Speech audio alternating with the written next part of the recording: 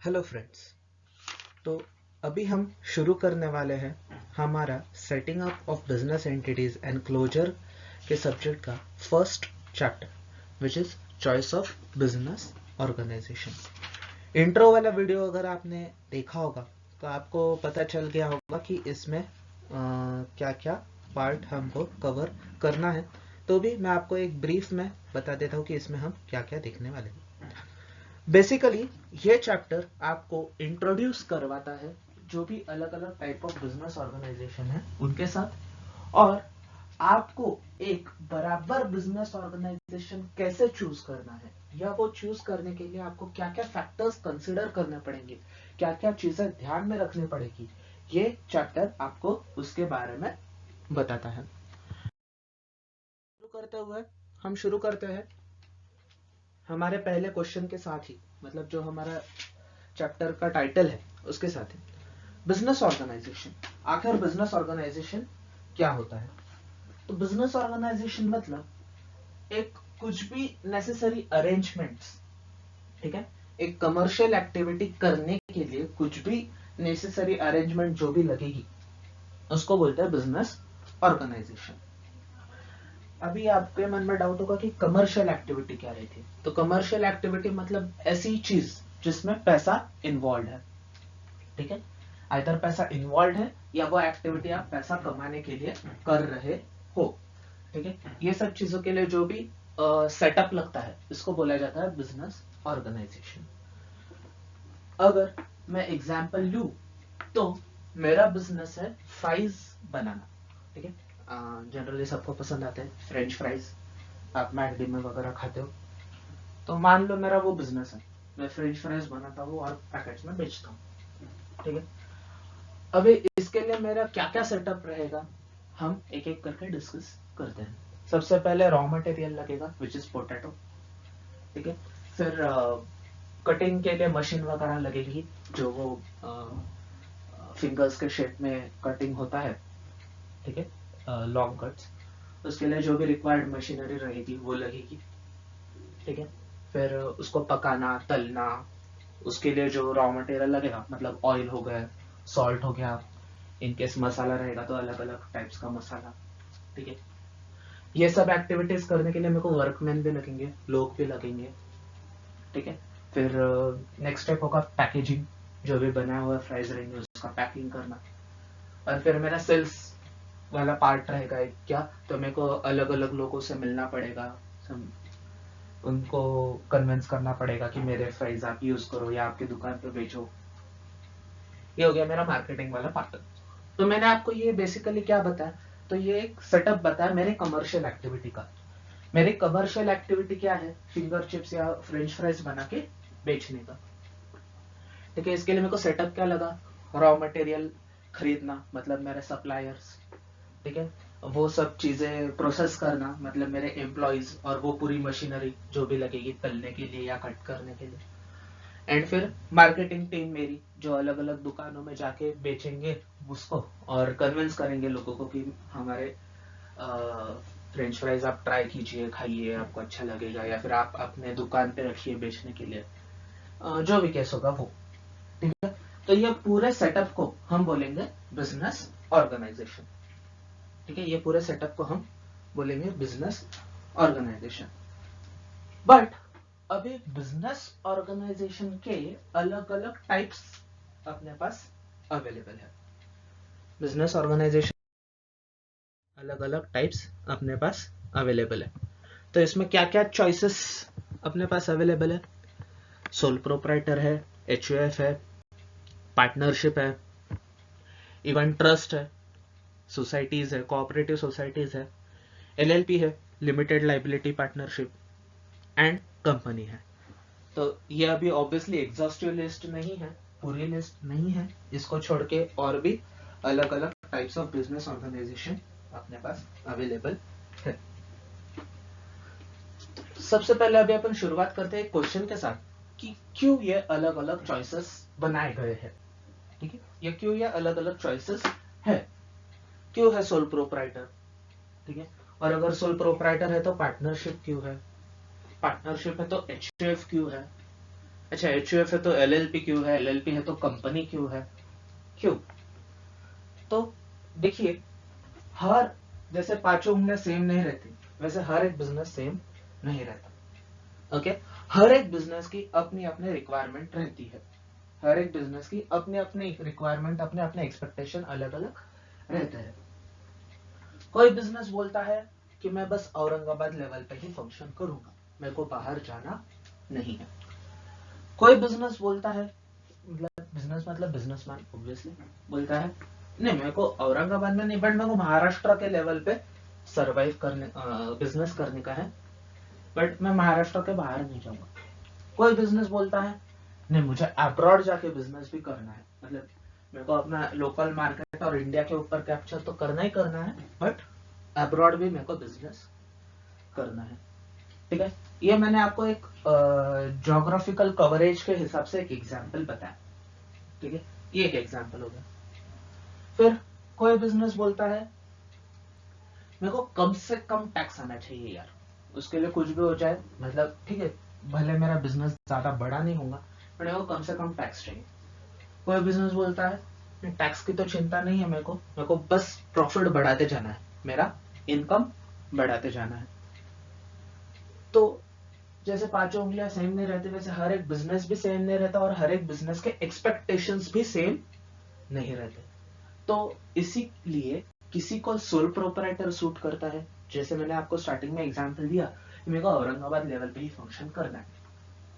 ठीक है, तो वो बंदा सोल प्रोपराइटर पे खुश रहेगा, उसके अकेले के हाथ में पूरा कंट्रोल रखेगा और अकेला पूरा दुकान चलाएगा, या फिर जितने भी शॉप्स वो औरंगाबाद में खुलेगा एक सिटी में, वो आसानी से पूरे शॉप्स को मॉनिटर कर सकता है अपने हाथ के नीचे कुछ एम्प्लॉइज रख के। जो बोल रहा है नहीं मेरे को पूरे महाराष्ट्र में कवरेज करना है, तो उसके लिए एक बंदा पॉसिबल नहीं है, क्योंकि पूरा औरंगाबाद में अपने 35 डिस्ट्रिक्ट है, और एक बंदा एक दिन में कितना डिस्ट्रिक्ट में जाके सुपरवाइज करेगा, नहीं। तो उसको नहीं भी हर एक डिस्ट्रिक्ट से एक पार्टनर बोले तो कम से कम 5-6 पार्टनर्स तो लगेंगे, जो 4-5 डिस्ट्रिक्ट आपस में बांट के सुपरवाइज करे। ठीक है, और हाथ के नीचे कुछ एम्प्लॉयज रहेंगे उनके ऑब्वियसली ग्राउंड लेवल पे। नेक्स्ट एग्जांपल अपन ने बिजनेसमैन का देखा, उसको बोल रहा है कि वो पूरा इंडिया भी कवर करना चाहता है और अब्रॉड भी बिजनेस करना चाहता है। ठीक है, तो मे भी पार्टनरशिप में भी वो वैसा कर सकता है, नो डाउट। पार्टनर्स उतने बहुत लगेंगे उसको, या फिर पार्टनर्स तो बहुत लगेगी, बट साथ में उसको पैसा भी बहुत ज्यादा लगेगा। ठीक है, क्योंकि वो बाहर भी पैसा इन्वेस्ट कर रहा है, पूरे इंडिया में भी अलग अलग जगह ब्रांचेस खुल रहा है, तो उसको पैसा भी बहुत लगेगा, उसको कैपिटल बहुत लगेगा। तो कितने भी लोग जोड़ दो, ज्यादा से ज्यादा लोग भी हो गए तो भी उतना पॉसिबल नहीं है पैसा जोड़ना पार्टनरशिप में, अगर अपन बात करें तो। और साथ में पार्टनरशिप में ट्रस्ट भी लगता है। ठीक है, अगर अपन आपने 50 पार्टनर रख लिए एक बिजनेस में, तो आपको क्या लगता है हर एक से बनती होगी? नहीं, किसी ना किसी के क्लैशेस होंगे, उसकी वजह से पूरा बिजनेस डिस्टर्ब होगा। तो यहाँ पे अपने को कंपनी फॉर्म ऑफ ऑर्गेनाइजेशन बहुत सूट करेगा। क्यों? क्योंकि लोग थोड़ी थोड़ी क्वांटिटी में 10-10 रुपए के शेयर्स खरीदेंगे, ऐसा बहुत सारा पैसा इकट्ठा होगा, और फिर मैनेज करने वाले बस 5-6 बोर्ड मेंबर्स रहेंगे, बोर्ड ऑफ डायरेक्टर्स जिनको हम बोलते हैं, और शेयर होल्डर्स बस साल में एक बार आएंगे एजीएम में। ठीक है, और पूरा काम धाम तो 5-6 लोगों के हाथ में रहेगा, जो बोर्ड ऑफ डायरेक्टर्स रहेंगे, एमडी रहेगा, सीईओ रहेगा, उनके हाथों में। ठीक है, तो इसमें ट्रस्ट भी बिल्डअप रहेगा और बहुत सारा कैपिटल भी आ जाएगा। तो जिसको एमएनसी करना है, मतलब बाहर में बिजनेस करना है, इंडिया में भी ग्रो करना है, उसके लिए company form of organization suitable है। तो मैंने आपको ये जस्ट एक एग्जांपल दिया, ऐसे बहुत सारे फैक्टर्स हैं जो आपको अलग अलग बिजनेस ऑर्गेनाइजेशन चूज करने में मदद कर देगा। अभी हम हमारे सिलेबस की अगर बात करें तो हम 16 फैक्टर्स कि 16 ऐसे ऐसे फैक्टर्स हैं जो आपके चॉइस ऑफ बिजनेस और ऑर्गेनाइजेशन को अफेक्ट करते हैं। बट साथ ही में आपको ये भी बता दो कि ये लिस्ट एग्जॉस्टिव नहीं है, एग्जॉस्टिव मतलब पूरी नहीं है, इसके अलावा भी बहुत सारे फैक्टर्स हैं, बट आपको उन चीजों में पढ़ने की जरूरत नहीं है। बस आप ये 16 फैक्टर्स एक बार समझ लीजिए, तो आप क्वेश्चंस को अच्छी तरह से आंसर कर लेंगे। एक और बात आपको बता दूं, हर एक फैक्टर के साथ जब भी मैं एग्जाम्पल दूंगा तो आप आपके बुक में बोलिए या फिर मॉड्यूल में बोलिए, कहीं पे भी उसको नोट डाउन कर दीजिए और रिवाइज करते वक्त उसको रेफर कीजिए, ताकि जब आप एग्जाम्पल को पढ़ोगे, ठीक है, तब आपको मैंने जो समझाया था वो आसानी से रिकॉल हो जाएगा। तो हम शुरू करते हैं पहले फैक्टर के साथ, that is nature of business activity. Nature of business activity मतलब तुम्हारा बिजनेस किस प्रकार का है, तुम्हारा बिजनेस किस प्रकार का है, क्या प्रकार का तुम बिजनेस करते हो। यहां पे मैं एग्जांपल देना चाहूंगा अपने सीएस फर्म्स का, ठीक है। आप भी अभी पोटेंशियल सीएस हो, आगे जाके सीएस बनोगे, सीएस की प्रैक्टिस करोगे आप, ठीक है, सीएस की प्रैक्टिस करोगे आप, मतलब सब नहीं, कुछ जन आप में से। तो मुझे बताइए, सीएस का जब आपको प्रैक्टिस करना है तो आप सीएस की फर्म जो डालोगे एज अ कंपनी डाल सकते हो क्या? ऑब्वियसली नहीं, क्योंकि प्रोफेशनल बॉडी अलाउ ही नहीं करती, आईसीएसआई जो प्रोफेशनल बॉडी है वो अलाउ ही नहीं करती, आप कंपनी फॉर्म ऑफ ऑर्गेनाइजेशन में जा नहीं सकते। फिर आपके पास बचता क्या है, एक तो सोल प्रोपराइटर या फिर पार्टनरशिप, ठीक है। फिर आपकी छोटी प्रैक्टिस होगी तो आप सोल प्रोपराइटर के साथ शुरू करोगे, आपको बड़ी प्रैक्टिस करनी है, आपको बड़ी प्रैक्टिस करनी है तो आप पार्टनर्स लेते जाओगे, बट पार्टनर्स के बाद कंपनी में जा सकते हो क्या? बहुत बड़ा प्रैक्टिस हो गई तो नहीं, आपको आपका नेचर ऑफ बिजनेस ही वैसा है, आपका प्रोफेशन ही वैसा है कि वो आपको अलाउ ही नहीं करता है कि आप CS as a CS company डाल सको, ठीक है। सीए को भी अलाउड नहीं है, एलएलबीज को भी अलाउड नहीं है कंपनी बनाना। तो सीए की फॉर्म हो गई, सीएस की फॉर्म हो गई, या एलएलबी लॉयर्स की फॉर्म हो गई, वो कंपनीज नहीं बना सकते। क्यों? क्योंकि उनका नेचर ऑफ बिजनेस ही उनको अलाउ नहीं करता है, उनको आइदर सोल प्रोपराइटर या पार्टनरशिप में सेटिस्फाइड रहना पड़ेगा, ठीक है। फिर नेचर ऑफ बिजनेस एक्टिविटी में अगर आपको बुक को रेफर किया जाए तो उन्होंने स्केल ऑफ ऑपरेशंस दिया है, ठीक है। आपके मन में ख्याल है कि चलो अभी एक किराना दुकान शुरू करते हैं, छोटा सा दुकान आपने शुरू कर दी, बट आपने लॉ वगैरह पढ़ा है, आपको फुकट की मस्ती, आप बोले नहीं ये किराना दुकान मैं एज अ कंपनी शुरू करूंगा, ठीक है। साल खत्म होने के बाद आप देखोगे आपका प्रॉफिट हुआ पूरा 10,000 रुपए, और कंपनी लॉ की कंप्लायंस कॉस्ट मतलब क्या? Registers and records maintenance, AGM conduct, board meeting conduct करना, फिर ऑडिट करवाना, ठीक है, अलग अलग रिटर्न्स फाइल करना, ये सब कंप्लायंस कॉस्ट हो गया 20,000 रुपए। पूरा क्या आपको वो? नहीं, जो आपने बिजनेस किया वो as a sole proprietor without, मतलब without any compliance cost, with zero compliance cost भी कर सकते थे, बट आपने बिन काम का कंपनी खोल के क्या कर लिया, आपके ऊपर एडिशनल कंप्लायंस खींच लिया, ठीक है। तो अगर आपका बिजनेस स्मॉल है, ना ही वो ज्यादा कैपिटल डिमांड कर रहा है, ना ही वो ज्यादा एक्सपांशन डिमांड कर रहा है, ना ही आपकी इतनी लाइबिलिटी है कि आपको अनलिमिटेड लाइबिलिटी से खतरा होने लगे, तो क्यों आप कंपनी फॉर्म ऑफ ऑर्गेनाइजेशन में जा रहे हो? खुश रहो सोल प्रोपराइटर में, वहां पे कुछ कंप्लायंस भी नहीं है, ठीक है। तो ये एग्जांपल हुआ। फिर जैसे जैसे आपका बिजनेस फॉर्म बढ़ता जाएगा, समझो आपका मीडियम स्केल का है तो आप पार्टनरशिप प्रेफर कर सकते हो। आप अकेले बिजनेस करना चाह रहे हो बट आपको लिमिटेड लाइबिलिटी भी चाहिए, तो आपके पास 1% कंपनी का ऑप्शन अवेलेबल है, बट अगेन आपका कंप्लायंस उधर रहेगा, मतलब कंपैरेटिव टू सोल प्रोप्राइटरशिप में तो जीरो कंप्लायंस है, मतलब नेग्लिजिबल कंप्लायंस है, बट आपको 1% कंपनी में कंपनी लॉ के कुछ कंप्लायंसेस करने पड़ेंगे, ठीक है। तो ये अभी पर्सन टू पर्सन डिफर करता है। कोई अगर बोल रहा है नहीं मेरे को अनलिमिटेड लाइबिलिटी चलती है, कंप्लायंस कॉस्ट मेरे को जीरो चाहिए, तो वो सोल प्रोप्राइटर लेगा। कोई अगर बोलता है नहीं भाई 4 पैसे गए तो गए बट लाइबिलिटी लिमिटेड होना, वो लेगा 1%, ठीक है। अपना अपना प्रोस्पेक्टिव है। नेक्स्ट पॉइंट आपके प्रेजेंटेशन में दिख रहा होगा स्केल ऑफ ऑपरेशन।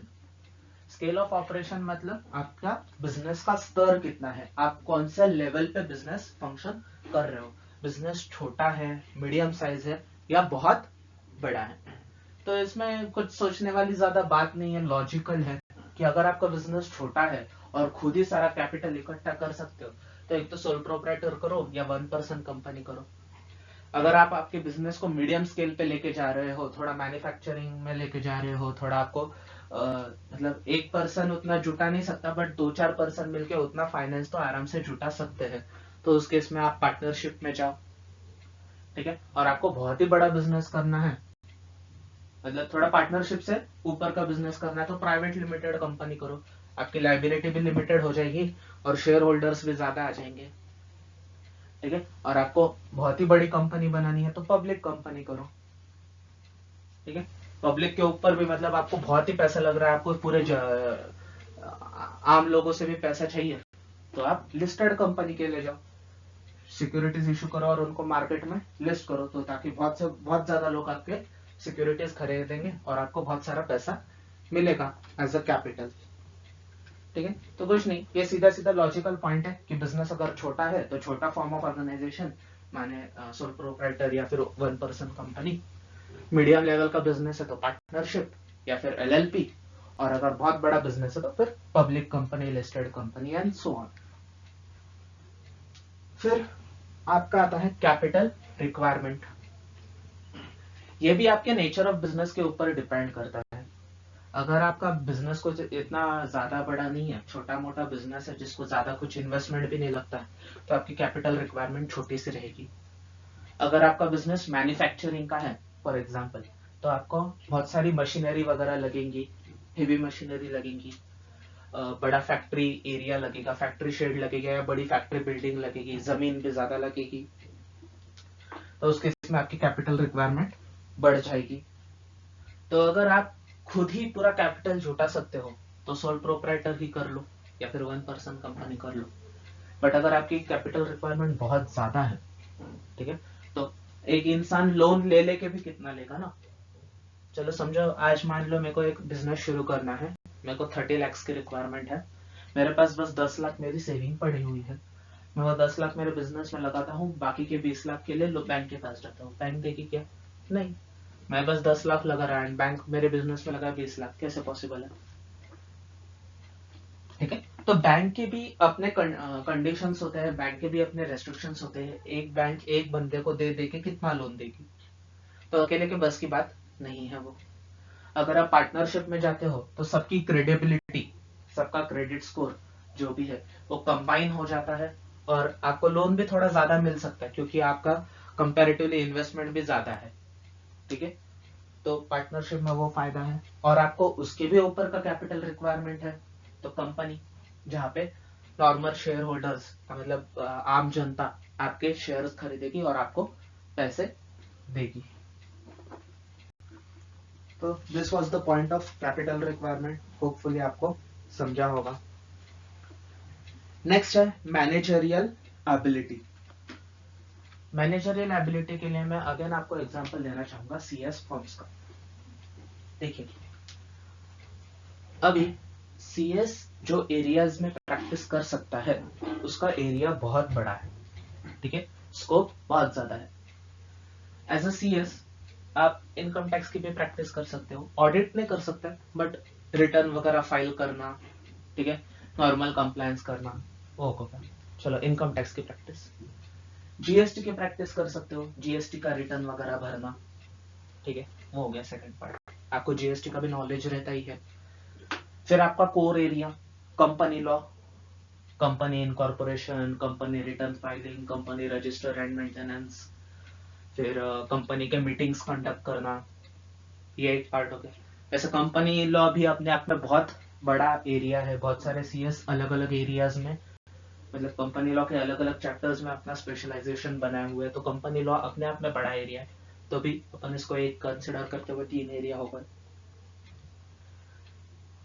नेक्स्ट है सेबी, सेबी का एरिया, लिस्टेड कंपनीज की प्रैक्टिस, वो भी अपने आप में बहुत बड़ा एरिया, उसमें भी अपना स्पेशलाइजेशन लगता है, क्योंकि सेबी बहुत बड़ा लॉ है और सेबी के अंदर बहुत सारे आईसीडीआर, एलओडीआर, ऐसा अलग अलग रेगुलेशंस है। वो एक चौथा प्रैक्टिस हो गया, चौथा एरिया ऑफ प्रैक्टिस हो गया। अभी आप इमेजिन करो ये चारों एरिया थोड़े अलग अलग है, दो आपको नॉलेज है, आपने करिकुलम में ये चारों एक्ट्स के बारे में और चारों लॉज के बारे में पढ़ा हुआ है, आपको नॉलेज भी है, बट अगर आप करंटली देखोगे जीएसटी आए दिन अमेंड होता है, इनकम टैक्स में भी बहुत सारे चेंजेस आते रह रहे हैं, फिर कंपनी लॉ में भी बहुत सारे चेंजेस आ रहे हैं। 2017 में अमेंडमेंट एक्ट आया, 2018 में ऑर्डिनेंस आया, 2019 में भी ऑर्डिनेंस आया, ठीक है। अभी कोविड आ गया तो उसके वजह से अलग से सर्कुलर इशू कर दिया कि ये कंप्लायंस वेव कर दिए, ये कंप्लायंस डेफर कर दिए। सेबी सेबी का भी वही सीन है, सेबी में तो एन नंबर ऑफ रेगुलेशंस है, ठीक है, उसमें भी चेंजेस आते रहते हैं। तो एज अ सिंगल पर्सन आप ये चारों एरिया में प्रैक्टिस कर सकते हो क्या अच्छे से? जी नहीं, क्योंकि अगर आप ये चारों एरिया के अमेंडमेंट स्टडी करने बैठोगे तो आपका पूरा टाइम अमेंडमेंट स्टडी करने में ही चला जाएगा, प्रैक्टिस के लिए टाइम ही नहीं बचेगा, ठीक है। तो आपको, आपके लिए यह रिक्वायर्ड है कि आप इसमें से कौन सा तो भी एक एरिया पकड़ो, उसको अच्छे से समझ लो, उसके ही अमेंडमेंट्स पढ़ो और उसके ऊपर ही कंसल्टेंसी दो या उसकी ही प्रैक्टिस करो, ठीक है। बट आपको ऐसा करना ही है नहीं, मेरी फॉर्म ऐसी होनी चाहिए कि ऑल अंडर वन रूफ आपको सब सर्विसेज देनी है। अभी ये जो आपके सामने दिक्कत आई है कि आप एट ए टाइम चारों की प्रैक्टिस नहीं कर सकते, ये है मैनेजरियल एबिलिटी का प्रॉब्लम, ठीक है। आप चारों area at A time manage नहीं कर सकते हो, मतलब प्रैक्टिकली पॉसिबल ही नहीं कौन से भी ह्यूमन के लिए। तो आप क्या सोचते हो, चलो आप एक सीएस हो तो आपने अपना कंपनी लॉ का एरिया कोर पकड़ लिया, चलो मैं कंपनी लॉ का प्रैक्टिस करूं। सेबी के लिए आप आपके फ्रेंड को अप्रोच करते हो जिसको सेबी में इंटरेस्ट है, वो भी सीएस ही है, आप उसको अपने साथ पार्टनरशिप में मिला लेते हो, ठीक है। वो हो गया दूसरा पार्टनर आपके फर्म का।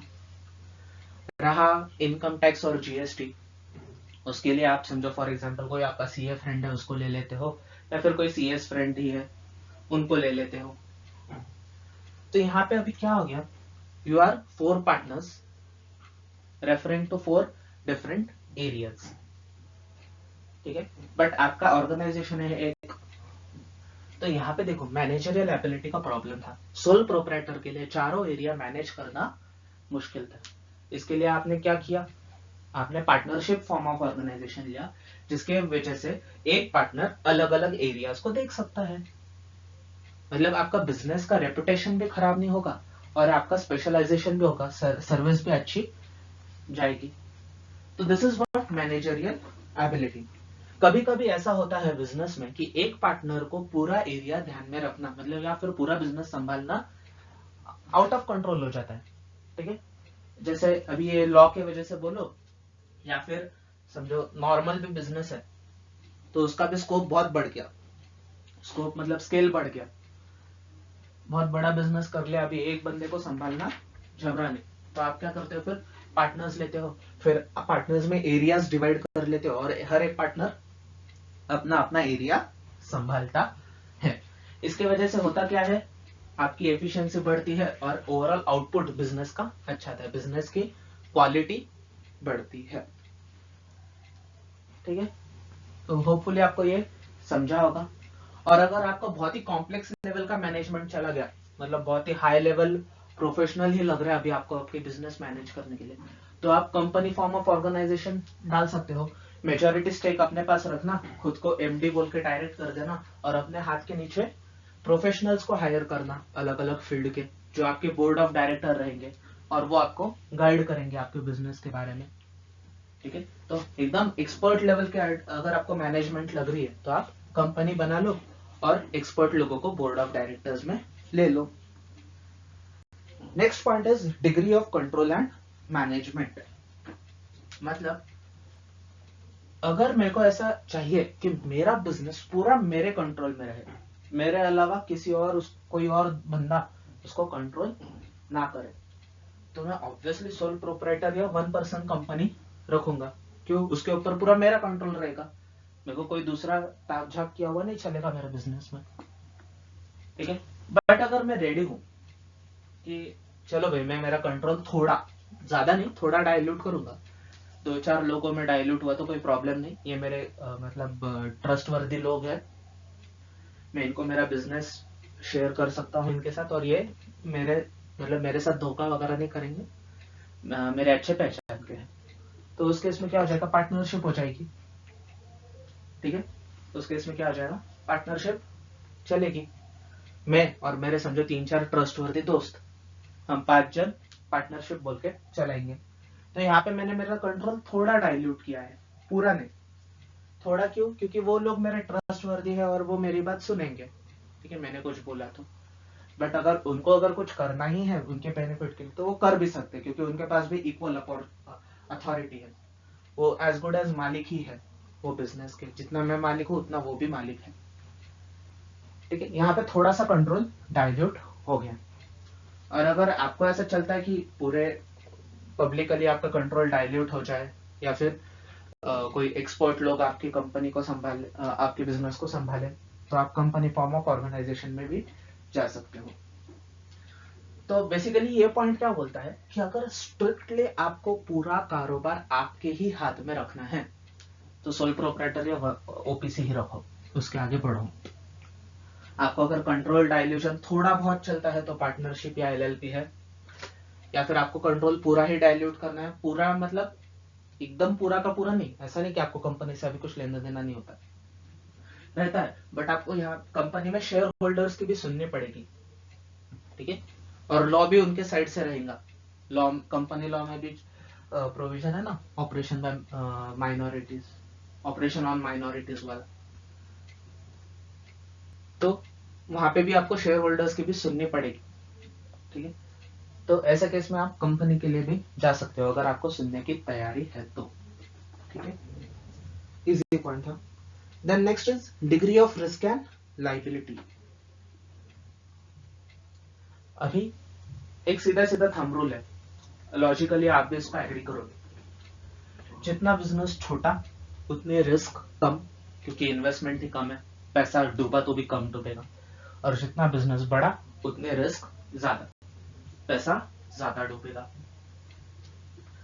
तो जब आपका छोटा बिजनेस है, रिस्क भी कम है, तो एक बंदे की बात बस की बात है। ठीक है, तो आप एज ए सोल प्रोप्राइटर ही कंटिन्यू करोगे, चलो भाई डूबा तो डूबा पूरा पैसा, मैं पूरा रिस्क लेने को रेडी हूँ, कोई प्रॉब्लम नहीं, मैं पूरे रिस्क लेने को रेडी हूँ, कोई प्रॉब्लम नहीं।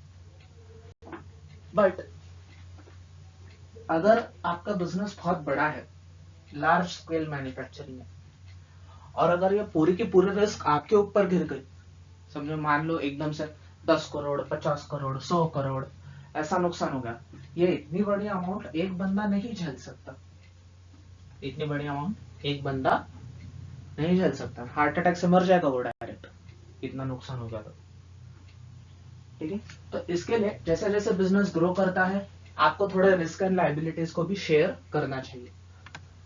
तो अगर बिजनेस छोटा है, कैपिटल लगा हुआ छोटा है, सोल प्रोप्राइटर इज ओके, मैं खुद के रिस्क बेयर कर सकता हूँ। बट अगर कैपिटल बहुत ज्यादा लगा है, समझो थोड़ा मीडियम लेवल का कैपिटल है, मान लेते हैं अप टू 1 CR, ठीक है 1 करोड़, तो इस केस में अकेला लॉस झेलने से अच्छा आप पार्टनरशिप में आओ, थोड़े थोड़े पैसे लगाओ। ठीक है, जो भी लॉस हुआ, समझो 1 करोड़ का लॉस भी हो गया और समझो 5 जनों ने पैसे लगाए, तो एक का 20 लाख का ही नुकसान होगा ना, एकदम 1 करोड़ का झटका किसी को नहीं बैठेगा। और अगर आपकी कंपनी बहुत ही बड़ी है तो आप शेयर से इशू कर दो, तो सब लोग थोड़ा थोड़ा नुकसान पेयर कर लेंगे इनकेस कुछ होता है तो अगर आपकी पूरी की पूरी रिस्क खुद झेलने को रेडी हो तो सोल प्रोप्राइटर ओपीसी रखो, या फिर अगर आपको रिस्क बांटनी है लोगों में तो फिर पार्टनरशिप या कंपनी में जाओ।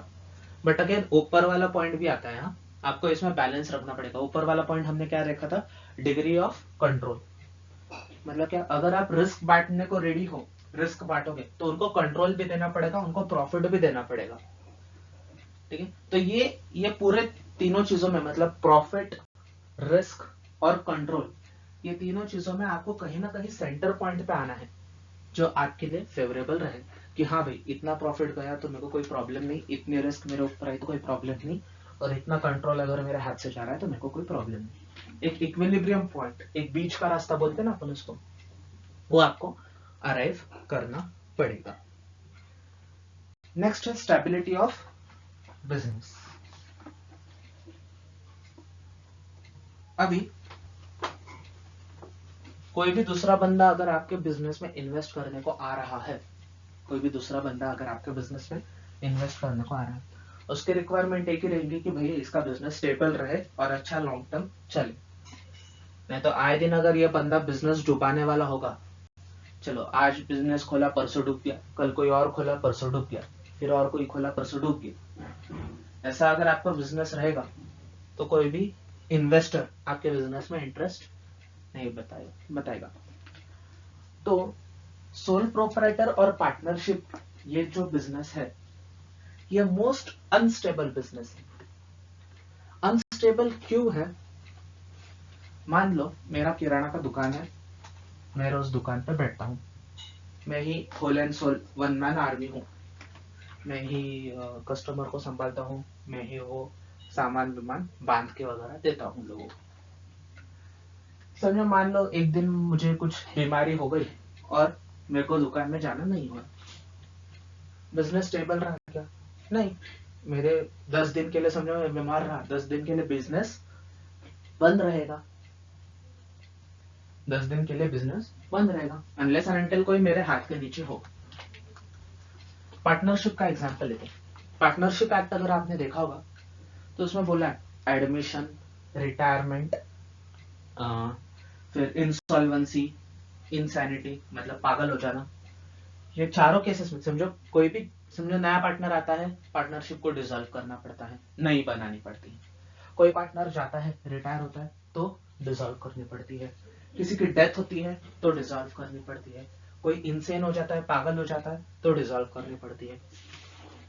तो मतलब पार्टनर के साथ अगर बाय चांस कुछ हो गया तो पार्टनरशिप भी बार बार डिसॉल्व करनी पड़ती है। हाँ, वो बात अलग है, वो वापस से नई पार्टनरशिप बना लेते, बट पुरानी पार्टनरशिप तो डिसॉल्व हुई ना जो ऑन पेपर थी। तो इसके लिए सोल प्रोप्राइटर और पार्टनरशिप ये अनस्टेबल है। कंपनी अनस्टेबल है क्या? नहीं। समझो 10 दिन एमडी आया ही नहीं कंपनी में, क्या प्रॉब्लम हो रहा है? बोर्ड ऑफ डायरेक्टर्स है ना बिजनेस संभालने को, बोर्ड ऑफ डायरेक्टर्स संभाल लेंगे, ठीक है। नहीं तो बोर्ड ऑफ डायरेक्टर्स भी नहीं है, हाथ के नीचे वर्कर्स है, मैनेजर्स है, वो बिजनेस को संभाल लेंगे, चला लेंगे, ठीक है। तो कंपनी हमेशा स्टेबल फॉर्म में चलती है और सोल प्रोप्राइटर और पार्टनरशिप बहुत अनस्टेबल है।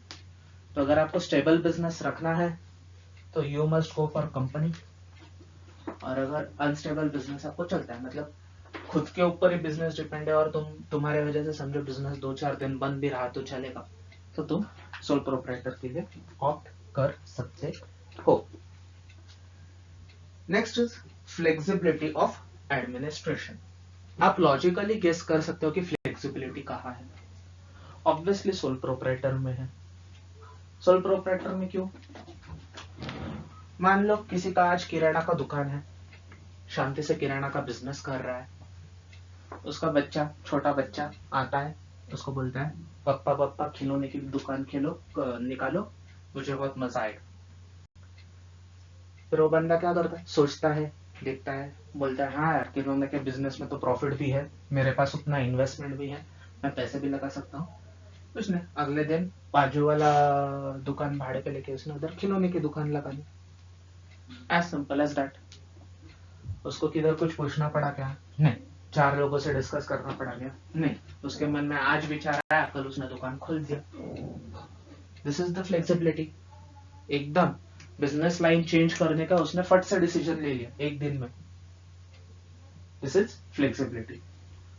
अगर आप पार्टनरशिप को रेफर करोगे ठीक है। तो समझो पार्टनर का एक आधा बच्चा उसको बोलता था, फिर वो अपने पार्टनर्स के साथ डिस्कस करता था, और अगर बिजनेस अच्छा भी रहता था तो भी एटलीस्ट 4-5 दिन का गैप तो जाता था सब पार्टनर्स की हाँ आने में, ठीक है। उसमें से कोई एक आधा पार्टनर एकदम आइडियल रहा या फिर बहुत सोचने वाला रहा तो वो और 10 दिन लेगा सोचने के लिए, बट तब तक डिसीजन पास नहीं होगा जब तक सब पार्टनर्स एग्री नहीं करते तब तक, ठीक है। कंपनी में ऐसा हो सकता है, मान लो किराना की कंपनी है, किराना की कंपनी मतलब मान लो एक मेगा स्टोर है अपना डीमार्ट जैसी, उसका एमडी है, एमडी का बच्चा उसको बोलता है कि अभी डीमार्ट में खिलौने भी मिलते हैं, बट मान लो कि एग्जांपल दे रहा हूँ कि बस किराना वाला सुपरमार्केट है, बस खाने पीने की चीजें मिलती है उधर। तो डीमार्ट के एमडी का बच्चा उसको बोलता है पापा बस टॉयज का सुपर शॉप ही खोलो, मतलब पूरा सब टॉयज ही टॉयज देंगे। वो ये सोल प्रोप्राइटर जैसी ओवरनाइट डिसीजन ले सकता कि नहीं, ऑब्वियसली उसको पहले बोर्ड के पास सामने रेजोल्यूशन रखना पड़ेगा, फिर बोर्ड उसको पास करेगा, अपना सोचेगा, फिर उसको एजीएम बुलानी पड़ेगी, ठीक है, उसमें भी उसको कोरम देखना पड़ेगा है या नहीं, फिर सब शेयर होल्डर्स अगर मतलब स्पेशल रेजोल्यूशन अगर पास हुआ तो फिर उसको आर्टिकल्स को अमेंड करना, आर्टिकल्स नहीं सॉरी मेमोरेंडम ऑफ एसोसिएशन को अमेंड करना पड़ेगा। मेमोरेंडम ऑफ एसोसिएशन को क्यों अमेंड करना, क्योंकि ऑब्जेक्ट क्लॉज, मेमोरेंडम में, मेमोरेंडम ऑफ एसोसिएशन में एक ऑब्जेक्ट क्लॉज रहता है, ऑब्जेक्ट क्लॉज में बोला हुआ रहता है कि ये कंपनी किस ऑब्जेक्टिव से फॉर्म हुई है, इन शॉर्ट उसका बिजनेस क्या है। अभी वो एमओए में तो किराना लिखा रहेगा तो वहां पे खिलौने भी लिखना पड़ेगा, तो मेमोरेंडम को अमेंड करो, उसके लिए अलग खर्च, ठीक है। फिर स्पेशल रेजोल्यूशन पास होगा उसके लिए, 75% लोगों ने हाँ बोलना चाहिए, तब जाके वो डिसीजन लिया जाएगा, मतलब कम से कम 5 महीने का गैप, 4-5 महीने का गैप।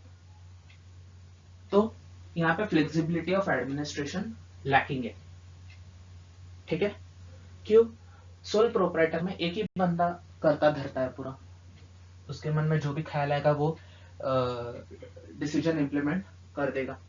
पार्टनरशिप में 4-5 पार्टनर्स से, मतलब जितने भी पार्टनर्स है आपके, उनसे सलाह मशवरा करना पड़ता है, उनकी परमिशन लेनी पड़ती है, फिर आप कर सकते हो।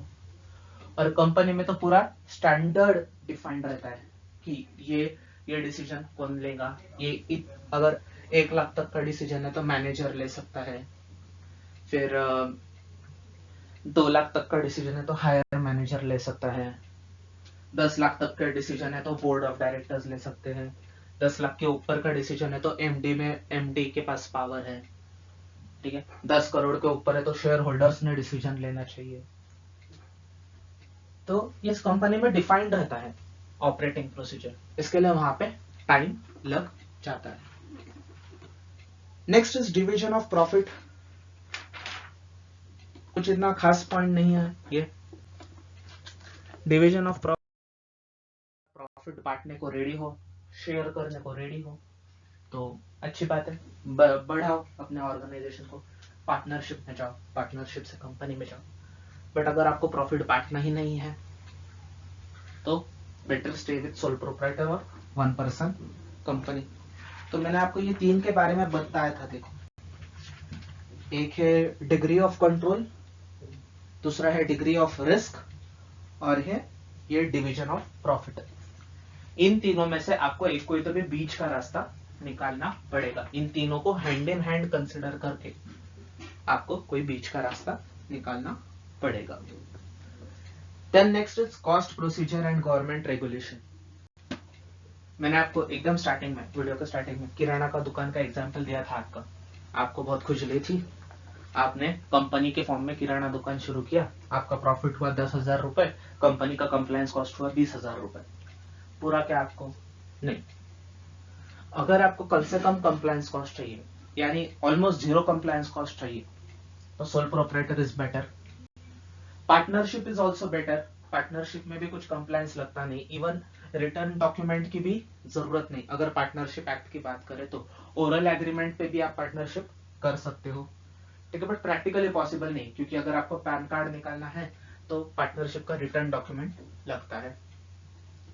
तो अनरजिस्टर्ड पार्टनरशिप भी वैसे तो पार्टनरशिप एक्ट के हिसाब से चल जाती है, ओरल एग्रीमेंट भी चल जाता है, तो वो भी खर्चा नहीं लगता on the small scale basis, ठीक है। बट वेरएज अगर आप कंपनी पढ़ोगे तो आप तो कंपनी लॉ के एक्सपर्ट्स हो, मुझे कुछ आपको अलग से गाइड करने की जरूरत नहीं है।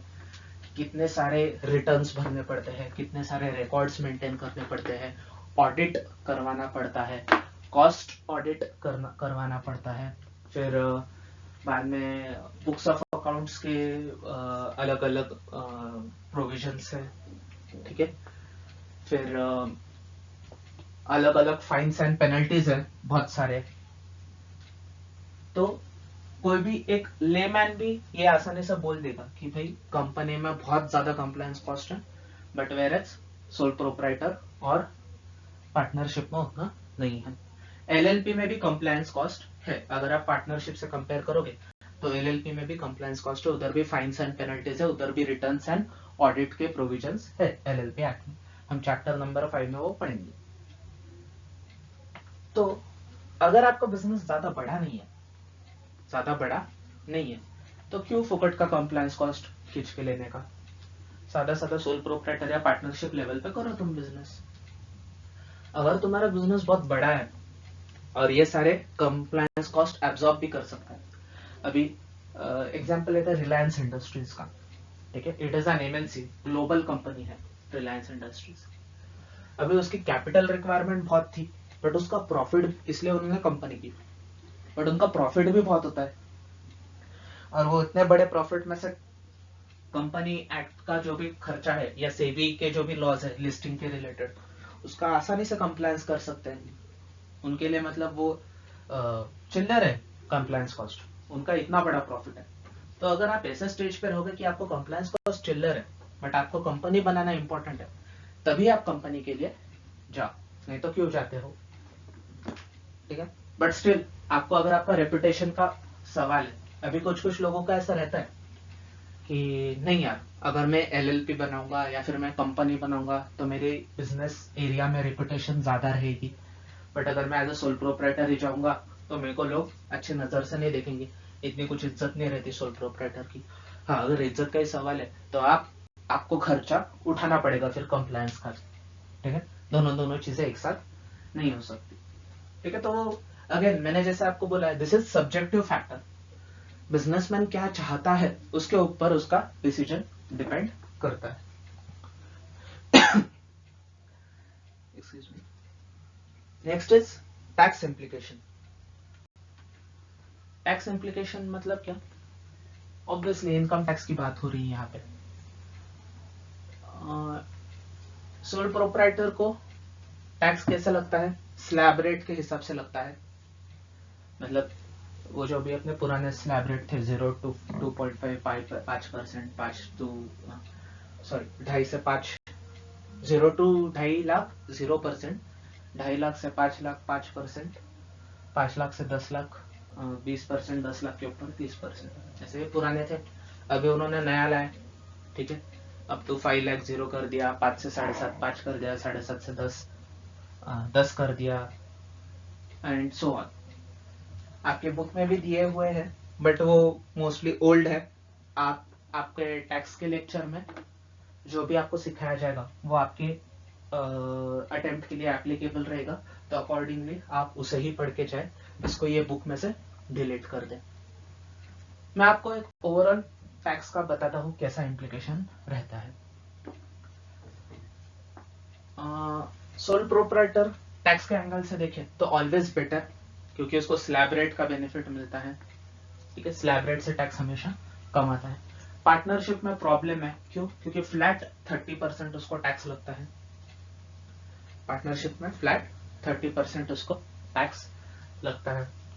कंपनी में भी प्रॉब्लम है, कंपनी में तो डबल टैक्सेशन होता है, एक तो कमाओ तब भी टैक्स, मतलब 30% फ्लैट इनकम टैक्स, और ऊपर से जब प्रॉफिट को बांटो मतलब डिविडेंड दो तब डिविडेंड डिस्ट्रीब्यूशन टैक्स वो भी लगता है, मतलब कमाओ तब भी टैक्स, बांटो तब भी टैक्स। तो ठीक है, अभी डिविडेंड डिस्ट्रीब्यूशन टैक्स वैसे तो अभी ये कर दिया, मतलब फाइनेंस एक्ट 20 में उसको एबॉलिश कर दिया है, बट स्टिल फाइनेंस एक्ट 19 में वो था।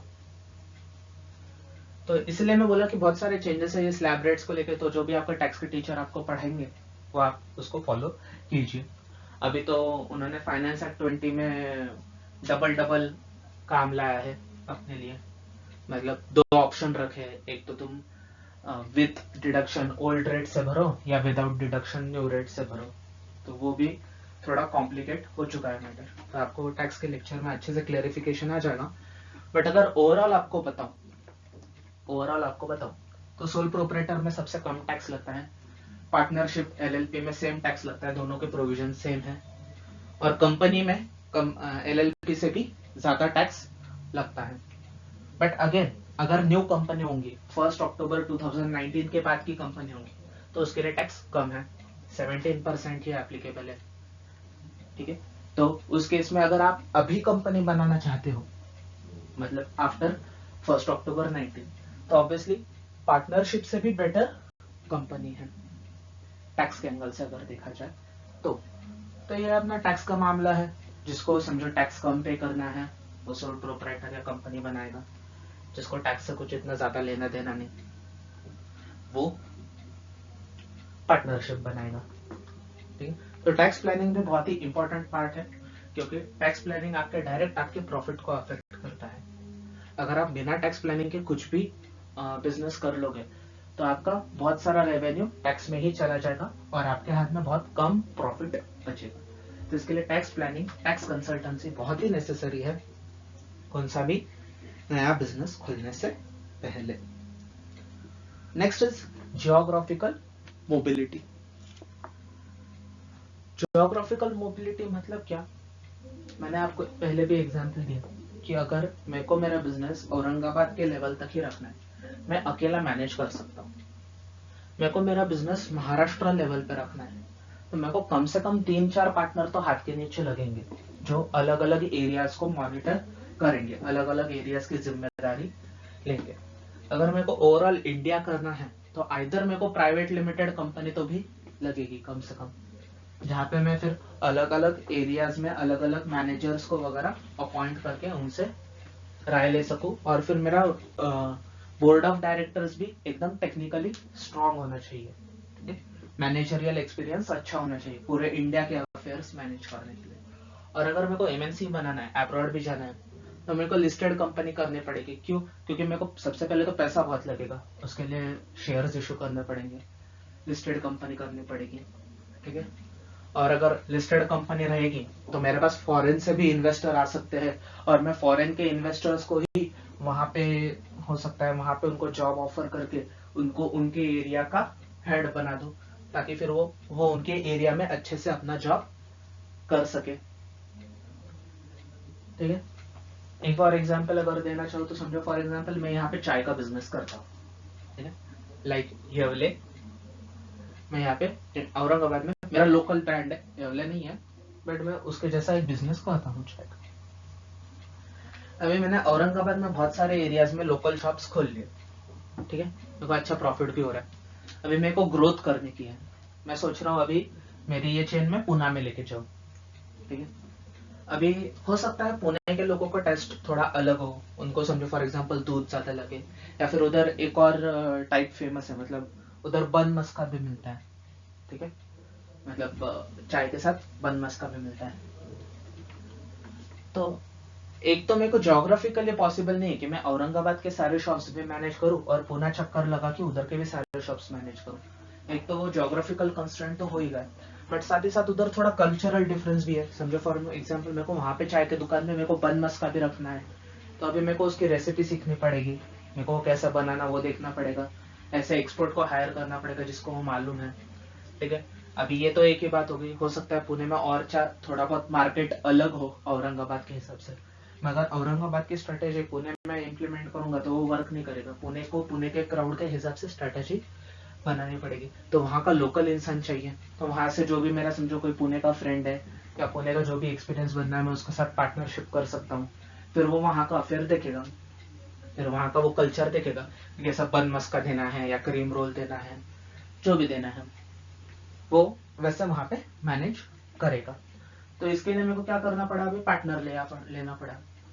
ऐसे ही अगर मेरे को महाराष्ट्र के बाहर जाना है तो समझो मान लेते हैं एग्जाम्पल के लिए कि नॉर्थ साइड में थोड़ी मीठी चाय ज्यादा पसंद है, साउथ साइड में थोड़ी दूध वाली चाय या कम मीठा ज्यादा पसंद करते हैं लोग, ठीक है। तो ऐसा अगर कल्चर है और ये मेरे को मालूम नहीं, मैं सेम मेरा औरंगाबाद का मॉडल उधर बाहर के स्टेट्स में लेके जाऊंगा तो फ्लॉप हो जाएगा, लॉस हो जाएगा मेरे को।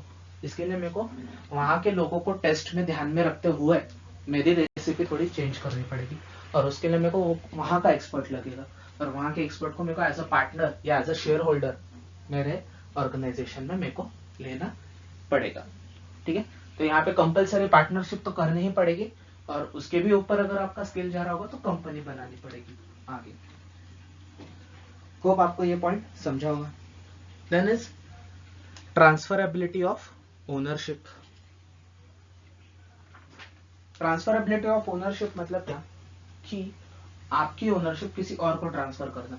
सोल प्रोप्राइटर में तो ये मतलब हो सकता है, वहां पे तो कुछ लॉ एप्लीकेबल नहीं है, कल तक पापा दुकान संभाल रहे थे, आज से बेटा दुकान संभाल रहा है, तो ऐसा कुछ प्रॉब्लम नहीं है। बट आपको थोड़ा लीगल डॉक्यूमेंट्स अगर कुछ होंगे, शॉप एक्ट वगैरह, तो उस पर आपको नाम चेंज करवा के लेना पड़ेगा, ठीक है। पार्टनरशिप में ट्रांसफरेबिलिटी ऑफ ओनरशिप अलाउड है क्या? जी नहीं, पार्टनरशिप में अलाउड नहीं है। पार्टनरशिप में आपको एक तो रिटायरमेंट करना पड़ेगा और फिर एडमिशन करना पड़ेगा, रिटायरमेंट का एडमिशन करना पड़ेगा। ऐसा नहीं हो सकता कि ए का शेयर ए ने डायरेक्ट सी को बेच दिया और कल से सी ए के जगह पे पार्टनर बोल के बैठ रहा है, नॉट अलाउड। आपको पहली पुरानी फॉर्म डिसॉल्व करनी पड़ेगी, नई फॉर्म एडमिशन करके क्रिएट करनी पड़ेगी, ठीक।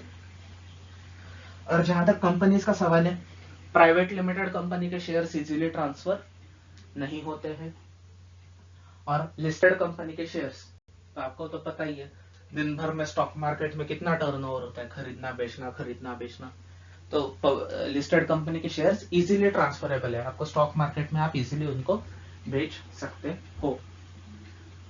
तो अगर आपको इन्वेस्टर्स को अट्रैक्ट करना है, ज्यादा से ज्यादा इन्वेस्टर्स को अट्रैक्ट करना है, तो आपको ट्रांसफरेबिलिटी ऑफ ओनरशिप की भी फैसिलिटी देनी पड़ेगी, जो कि पॉसिबल है पब्लिक कंपनी में ही, ठीक है, जो कि पॉसिबल है पब्लिक कंपनी में ही। प्राइवेट कंपनी में तो मोस्टली अपने रिलेटिव्स वगैरह भी रहते हैं, नाम के लिए प्राइवेट कंपनी बना देते हैं, ठीक है, रेपुटेशन पर्पस के लिए। तो उसमें कुछ ओनरशिप ट्रांसफर भी करनी रही तो कंपनी का परमिशन लेना पड़ता है, मतलब जो भी बोर्ड ऑफ डायरेक्टर्स है उनकी परमिशन लेनी पड़ती है। और सोल प्रोप्राइटर में भी ट्रांसफर कुछ इतना डिफिकल्ट तो नहीं है। समझो अगर आप किसी थर्ड पार्टी को भी बेच रहे हो तो उससे पूरी दुकान की कीमत ले लो और दुकान दे दो। बट ये केस में जितना इजीली स्टॉक मार्केट पे आपको बायर मिल जाता है आपके शेयर्स के लिए, उतना इजीली सोल प्रोप्राइटर के लिए बायर नहीं मिलता, ठीक है। समझो फॉर एग्जांपल मेरी एक स्टेशनरी की शॉप है, मेरे को अगर मैंने आज उसको बेचने का डिसीजन लिया तो मेरे को बहुत चीजें करनी पड़ेंगी, पेपर में ऐड देनी पड़ेगी, लोगों को बताना पड़ेगा, सोशल मीडिया पे डालना पड़ेगा, फिर मेरा 4-5 लोगों से मिलना होगा, कोई डील एक्सेप्ट करेगा, कोई डील रिजेक्ट करेगा, ठीक है। तो कम से कम 1-1.5 महीने का गैप तो ये पूरे डील में चला ही जाएगा, नेगोशिएशन वगैरह होगा। बट स्टॉक मार्केट में ऐसा होता है कि नहीं, विद इन सेकेंड्स आप आपके शेयर्स को बेच सकते हो, जो भी मार्केट प्राइस चालू है उसके ऊपर, ठीक है। तो ट्रांसफरेबिलिटी ऑफ ओनरशिप ये था point. Then managerial needs. Managerial needs मतलब क्या? ये अगेन थोड़ा बहुत रिपीटेटिव पॉइंट ही है क्या। तो आपको अगर अच्छी मैनेजमेंट चाहिए तो आपको ज्यादा लोग लगेंगे मैनेज करने के लिए, तो आप पार्टनरशिप या कंपनी फॉर्म ऑफ ऑर्गेनाइजेशन में जाओ। या फिर अगर आपके पास पूरा नॉलेज है बिजनेस का, आप अकेला पूरा संभाल सकते हो, तो सोल प्रोप्राइटर बोल के ही रहो। बट अगर आपको टेक्निकल लेवल पे मैनेजर्स को बढ़ाना है तो आप पार्टनरशिप में जाओ, वो एरिया के एक्सपर्ट लोगों को पार्टनर बोल के लो। और अगर आपको एकदम एक्सट्रीम लेवल का टेक्निकल गाइडेंस चाहिए, बोर्ड ऑफ डायरेक्टर्स जैसा, तो आपको कंपनी बना के अलग अलग प्रोफेशनल्स को बोर्ड ऑफ डायरेक्टर बोलकर हायर करना पड़ेगा। Next is secrecy. सीक्रेसी मतलब क्या? आप आपके बिजनेस के बारे में जो भी डिटेल्स है वो कितने सीक्रेट रहते हैं उसको बोलते हैं सीक्रेसी। तो सबसे ज्यादा सिक्रेसी ऑब्वियसली सोल प्रोप्राइटर में है। क्यों? क्योंकि वो अकेला ही बंदा बिजनेस कर रहा है, उसको किसी को कुछ खुद का बताने की जरूरत भी नहीं है, इवन उसको बैलेंस शीट वगैरह भी शेयर करने की जरूरत नहीं है। तो सोल प्रोप्राइटर में high level of secrecy maintain रहती है। पार्टनरशिप में थोड़ी मीडियम लेवल ऑफ सिक्रेसी रहती है। क्यों? क्योंकि समझो 5 पार्टनर है, ठीक है, अभी मेरे को मेरे 4 और पार्टनर्स हैं, हम टोटल 5 पार्टनर्स हैं, तो मेरे को कुछ भी बिजनेस के बारे में करना है चेंज, तो मेरे को उनको चारों के साथ कंसल्ट करके ही करना पड़ेगा। मतलब मेरे बिजनेस में जो कुछ भी चल रहा है वो चारों को मालूम है, और अगर समझो वो चारों कल चल के किसी बाहर के साथ कॉम्पिटिटर को कुछ मेरे सीक्रेट्स लीक करते हैं तो उसके ऊपर मेरा कंट्रोल नहीं है, ठीक है। तो इसके लिए बोला जाता है हमेशा कि पार्टनरशिप ट्रस्टवर्दी लोगों के साथ ही की जानी चाहिए, बट स्टिल अगर कोई धोखा देता है तो इसके ऊपर मेरा कंट्रोल नहीं है। तो सिक्रेसी रहती है पार्टनरशिप में भी, बट मीडियम लेवल की बोल सकते हैं उसको। कभी भी कोई भी पार्टनर धोखा दे सकता है आपको। और जहां तक प्राइवेट लिमिटेड कंपनी की बात करें, उधर भी मीडियम लेवल ऑफ सिक्रेसी रहती है, क्योंकि वो प्राइवेट कंपनी है, उनको ज्यादा लोगों को डॉक्यूमेंट्स डिस्क्लोज करने की जरूरत नहीं रहती है। But still private limited company रही तो भी उनको ऑडिट करवाना पड़ता है। ऑडिट करने के लिए ऑडिट का स्टाफ आता है, उनको बिजनेस के बारे में पूरी जानकारी मिलती है, तो वो भी बाहर किधर लीक कर सकते हैं। इसके लिए again medium level of secrecy. और अगर आपकी पब्लिक कंपनी है तो आपका सिक्रेसी को तो भूल ही जाइए। क्यों? क्योंकि पब्लिक कंपनी को तो पूरे उनको P&L, बैलेंस शीट, सब डेटा लोगों को पब्लिकली डिस्क्लोज करना पड़ता है, पब्लिश करना पड़ता है, ठीक है। आप कौन से भी लिस्टेड कंपनी की बैलेंस शीट आसानी से एक्सेस कर सकते हो उनके वेबसाइट के ऊपर जाके, और वो कंपनी के अंदर जो भी रिकॉर्ड्स एंड रजिस्टर्स है वो भी आप आसानी से एक्सेस कर सकते हो। तो इसके लिए बड़े कंपनी में सिक्रेसी बहुत ही कम रहती है। तो ये अभी आपके ऊपर है। अगर आपके बिजनेस को बहुत ही ज्यादा सीक्रेट रखना है तो बेटर सोल प्रोप्राइटर रखो। मीडियम लेवल ऑफ सिक्रेसी है तो पार्टनरशिप, LLP या फिर प्राइवेट लिमिटेड कंपनी चल जाएगी। और अगर आपको बड़ी कंपनी बनाना है, कैपिटल ज्यादा लग रहा है, तो सिक्रेसी के साथ कॉम्प्रोमाइज करना पड़ेगा और पब्लिक लिमिटेड कंपनी बनानी ही पड़ेगी। Next point is independence. Next and last, it is independence. तो इंडिपेंडेंस मतलब क्या कि कंपनी सबसे कम इंडिपेंडेंट है। इंडिपेंडेंट मतलब क्या? फ्री, अपनी अपनी आजादी, फ्रीडम। कंपनी क्यों इंडिपेंडेंट है? क्योंकि कंपनी को बहुत सारे गवर्नमेंट रेगुलेशन अप्लाई होते हैं। कंपनीज एक्ट, आपको मैं अलग से क्या बताऊं, आपको अलग सब्जेक्ट ही है, 600 पेजेस की किताब है, ठीक है। तो मतलब देखिए उसकी इंटेंसिटी, देखिए उसको एक अलग सब्जेक्ट बनाना पड़ा है, उसको इतना इन डेप्थ आपको पढ़ना पड़ता है। मतलब देखिए कंपनी के ऊपर कितने रूल्स एंड रेगुलेशंस लगे हुए हैं। और अगर हम इसको ही पार्टनरशिप या सोल प्रोप्राइटर के साथ कंपेयर करें तो ये कुछ भी नहीं है, नेग्लिजिबल है, ठीक है। तो इसी के लिए अगर आपको बहुत इंडिपेंडेंस चाहिए, आपको आपके हिसाब से फंक्शन करना है, ज्यादा कुछ रिकॉर्ड वगैरह मेंटेन नहीं करना है इन द सेंस ज्यादा कंप्लायंस की झंझट आपको नहीं चाहिए, तो better you stay with sole proprietor और partnership. If you are ready to face the compliances and restrictions, you can go for company. Okay, चलो अभी कंक्लूडिंग पॉइंट्स पे आ जाते हैं। तो अभी कंक्लूडिंग पॉइंट्स ऐसे है दोस्तों कि ऊपर हमने जो भी फैक्टर्स डिस्कस किए वो एक एक करके अप्लाई होता है, ऐसा तो नहीं है। अगर आपको एक बिजनेस डालना है तो ये एक बिजनेस को 16 के 16 फैक्टर्स में आपको बिठा के देखना पड़ेगा, क्योंकि ऐसा कभी नहीं होगा कि एट ए टाइम एक ही फैक्टर आपकी अड़चन बने। ये 16 के 16 फैक्टर्स आपको कंपेयर करने ही पड़ेंगे, ठीक है। तब जाके आपका डिसीजन बराबर लिया जाएगा कि आपको आइदर सोल प्रोप्राइटर करना है, पार्टनरशिप करना है, HOF करना है या कंपनी करना है। ओके, नेक्स्ट कंक्लूडिंग पॉइंट ये है कि ये 16 पॉइंट जो है वो एग्जॉस्टिव नहीं है, मतलब ये पूरे नहीं है, ये जस्ट एक इलस्ट्रेटिव है, ये एग्जाम्पल है। इसके अलावा भी बहुत सारे पॉइंट्स आपको कंसिडरेशन में लेने पड़ सकते हैं, बट जनरली मेन पॉइंट्स जो है वो यही है, ठीक है। फिर आपको ऐसा कभी नहीं होगा कि विन विन सिचुएशन हो जाए भाई, आपने एक बिजनेस सेट कर लिया और ये 16 के 16 फैक्टर्स में एकदम बराबर बैठे ना, ऐसा कभी पॉसिबल नहीं होगा। आप अगर एक का एडवांटेज देखोगे, एक फैक्टर का एडवांटेज देखोगे, तो दूसरी जगह आपको डिसएडवांटेज मिलेगा। जैसे मैं अगर आपको एग्जांपल दूं, मैंने मैनेजरियल एबिलिटीज में आपको सीएस फर्म का एग्जांपल दिया था, ठीक है। सीएस फर्म का अगर हम एग्जांपल लेते हैं तो सबसे पहला पॉइंट, नेचर ऑफ बिजनेस में आप कंपनी नहीं बना सकते, आप कंपनी नहीं बना सकते। Okay, agreed. मैनेजरियल एबिलिटी का अगर आप पार्ट देखें तो एक बंदा चारों एरिया में प्रैक्टिस नहीं कर सकता। चलो, इसका मतलब क्या हो गया, आपको पार्टनरशिप बनानी है। पार्टनरशिप तो कंपनी तो नहीं बना सकते पहले पॉइंट की वजह से, मैनेजरियल एबिलिटी की वजह से एक बंदे के बस की बात नहीं है, इसके लिए सोल प्रोप्राइटर तो भूल ही जाओ। तो अभी आपका डिसीजन क्या बचा, पार्टनरशिप, ठीक है। आपको 4 लोगों को लेके पार्टनरशिप बनानी है, income tax, GST, SEBI law, company law की प्रैक्टिस करनी थी, ठीक है।